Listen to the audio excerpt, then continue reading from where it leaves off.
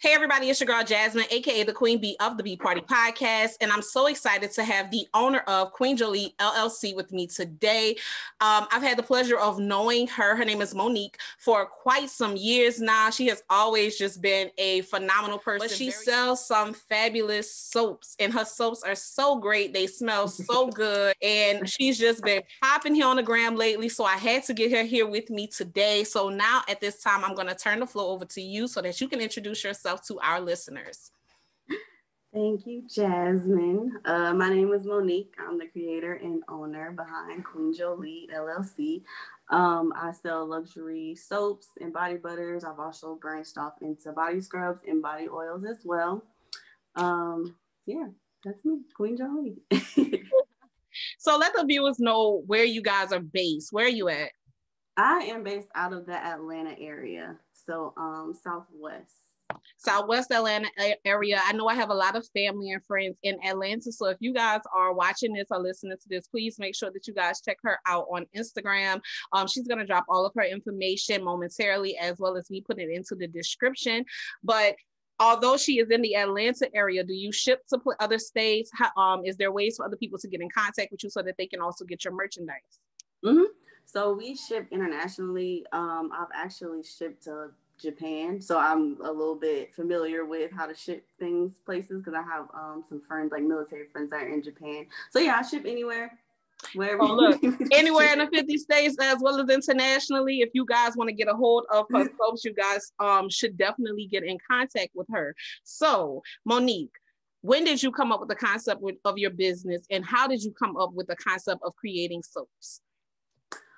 So it kind of just started like at one point in time, I kind of just wanted to do something like natural and get into like supporting Black businesses. So on Instagram, I found this company, and then I bought some soap from them, and then I liked the way that it felt, and I was just like, well, I can do this. So then that's when I started like researching on YouTube, and I bought like some books and things. I just started like reading about it, and then eventually I just started doing it. And then that's how like just making soap came about, just me kind of just wanting to go a natural route with things. So then, yeah, it really just like that simple. I was like, oh, this is good. I could do this. And then that was it. And I like the fact that you said something natural for the skin, because there are so many skin issues that exist, like eczema, psoriasis. I think for certain, I suffer from eczema, and I've cut back on dairy because I've heard that dairy is like a big culprit of having that skin inflammation. But I know that your soaps, they are very natural, because when I use them, they do not irritate my skin. It's not something that when I put it on, I'm like having breakouts or anything. Like I said, that activated charcoal soap that you have is amazing. Like I use that on my face constantly because I'm like, it's the one thing that I can use. It doesn't irritate me. It doesn't cause my skin to burn. And even with the exfoliating factor, it's not drying me out. It's making me, still have like that lusciousness in my skin, that collagen is still popping. So I really, really do appreciate that about your product that you have.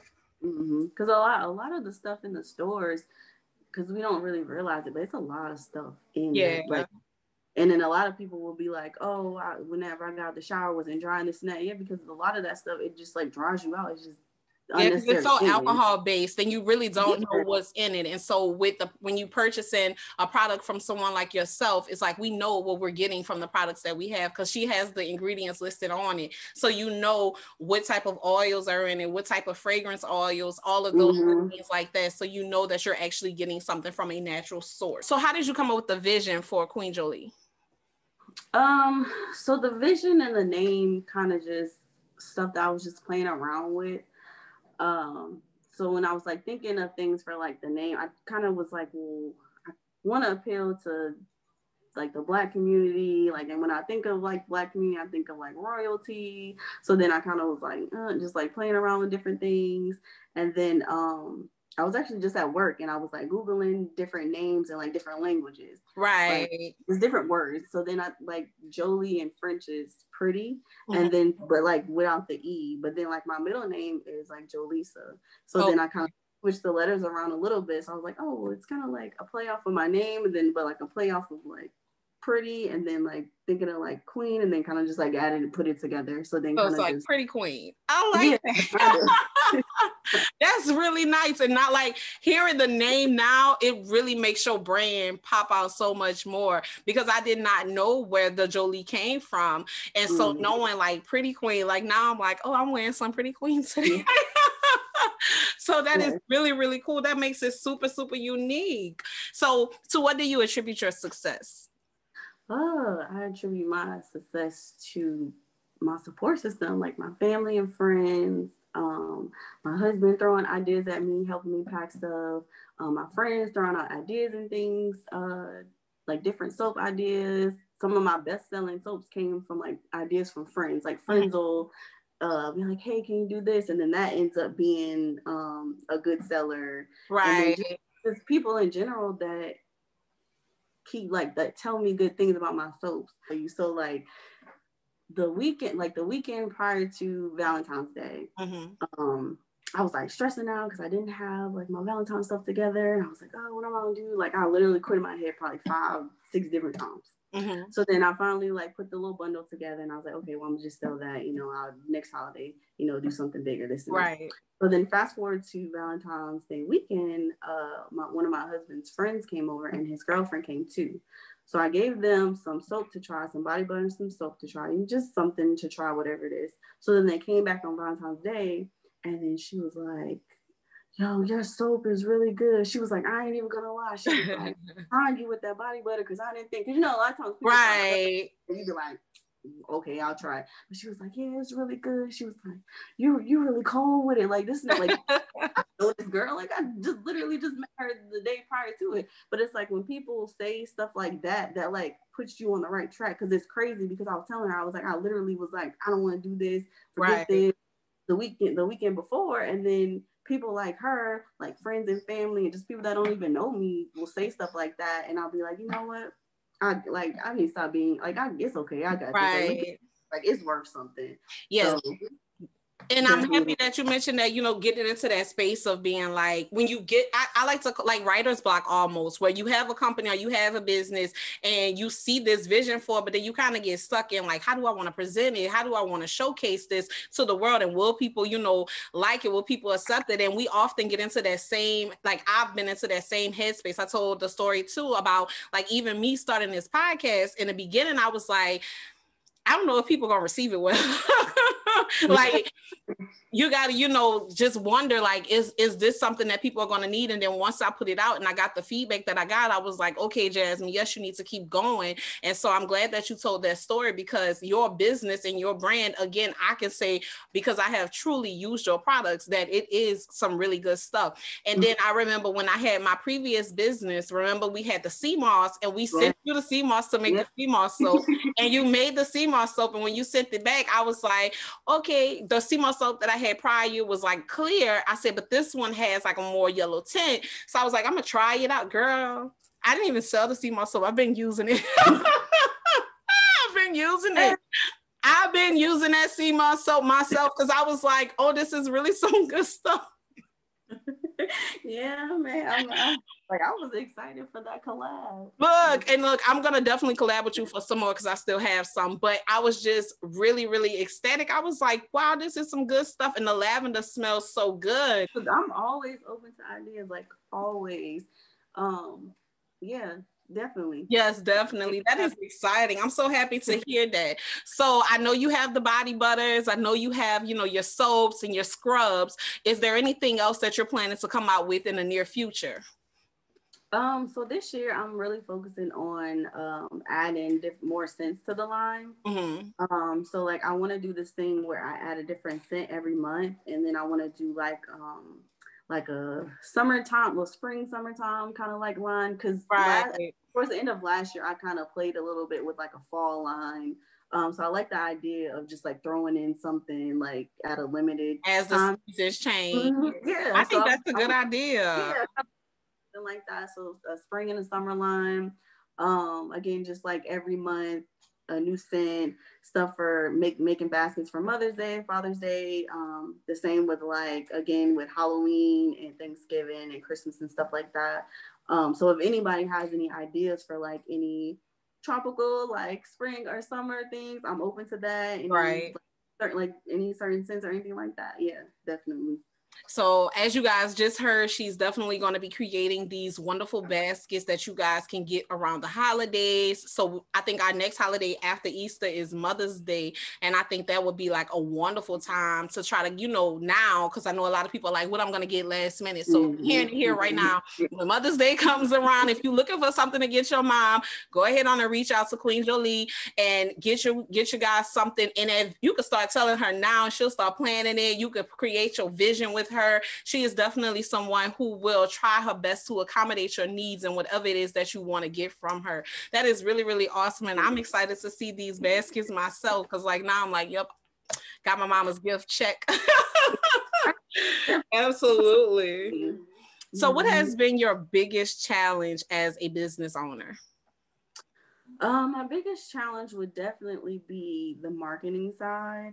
And getting my name out there. I have a very hard time with keeping up with my social media, and then just finding different outlets and ways to really put my name out there. Because last year with COVID and stuff, there wasn't too many festivals and stuff going on. I probably did like one. I was a vendor at one event. But I like to do more stuff. I'm just like getting my name out there is really the biggest. Because when you go to those pop-up shops, it allows you to network and meet a lot of clientele that you probably wouldn't meet. And even with social media, with the way that the analytics and stuff are working today, it's a lot of shadow banning and just different things that are happening behind the scenes that kind of stop that exposure from getting out there. And it is something that all small businesses need. Like, we need marketing. We need ways to get our brand out there, because our craft and our talent is something that is so unique. It needs to be shown. So, that's one thing that I'm hoping can skyrocket from this podcast, is that, people will start seeing all of these businesses and start looking into seeing like what it is that you guys have to offer. And I'm trying to make sure that I'm as diverse as possible. I want to have a person from every genre, every field, so that they can come on and just, really showcase their talent, because you guys deserve to be seen. And I'm so happy that you took the time out today to even sit on this platform with me. I appreciate you so much for this. So thank you. Thank you so much. So if there was one piece of advice that you could give to someone who may be out there thinking about starting a business or just having the idea of starting anything, what advice would you give? I would say just go ahead and just do it. Really sit and think about it, because it is going to be hard. It's not going to be easy, but if you want to do it, just go ahead and do it. Like, what's the worst that can happen? It's not going to work out. Then what? But what if it does? So. That's right. That's what I always tell people. I'm like, we always sit down and we say to ourselves, I might start this business or I might create this idea, but what if people don't like it? And it's like, you got to get out of that lack mindset. Instead of thinking about all of the negative aspects of your business, start thinking about the positive. Like, what if they do like it? What if they love it so much that now, you are this household brand, this household name? I think that is a wonderful piece of advice, especially for the people, because I know this segment is going to draw in a lot of people who are just curious about what does it take to start? What does it take to go out there and try to get something of my own? So I do appreciate that so much. So my last question for you is definitely going to just be, what makes your business unique from any other business that is out there? I would think that's my ability kind of to connect with people one-on-one, like me being open to other people's ideas. Like if there was something specific that you wanted me to make or look into or whatever it is, like I'm open to ideas like that. I guess just my ability to be able to just connect more one-on-one with people. So being able to create a relationship with your customer, and if there's something that they need that you don't have, you're willing to adapt, so that you can meet their needs and expectations. So to all my people out there, again, when you guys are considering creating these baskets or anything, if there's a scent that you need or a fragrance that you really, really love and you would like to support a Black-owned business, support a small business, you guys can contact Queen Jolie LLC, and she is open to ideas. She's open to collaborating with you to create the idea package that you dream of. So at this time, what are some ways that people can connect with you so that they can receive your services? You can connect with me on Instagram at Queen Jolie Soaps. Queen, then Jolie, Jolie soaps. Also, you can email me at queenjoliebeauty@gmail.com. And then also my website, www.queenjolie.com. All righty. Well, thank you so much, Monique, for your time. Thank you to everyone who has took the time out to listen to this podcast as well as view this on YouTube. I'm definitely going to drop all of her contact information in the description box. I appreciate you all for your time. Again, if you guys have any questions or would like to collaborate with myself, or if you want to just keep up with me, please look at the description and click my link tree. Thank you guys again in advance. And if you love this podcast, please leave me a love donation. Until next time, you guys be blessed.